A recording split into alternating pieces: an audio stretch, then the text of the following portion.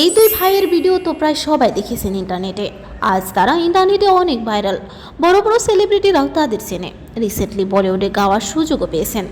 নতুন গান হামনে লাগায়া দিল যাহা গানটি রয়েছেন ট্রেন্ডিংয়ে। এখন রয়েছে বাড়ি, গাড়ি, ফোন সব কিছু। তবে তাদের জীবনটা ছিল খুবই কষ্টের। মাথার উপর ছিল না একটি ছাদও।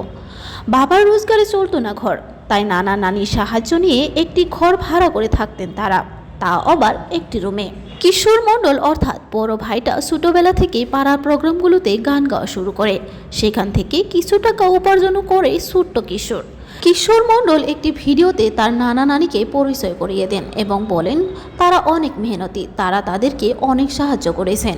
মনে কষ্ট নিয়ে কিশোর মণ্ডল সেই পুরনো রেন্টাল হাউসটিও দেখান, যেখানে একটি রুমের মধ্যেই তারা পুরো পরিবার সহ থেকেছেন।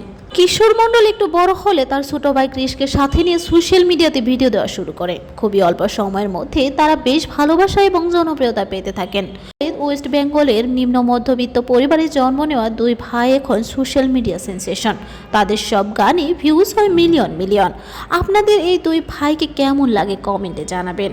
ভিডিওটি ভালো লাগলে অবশ্যই লাইক, কমেন্ট, শেয়ার এবং সাবস্ক্রাইব দিয়ে পাশে থাকবেন।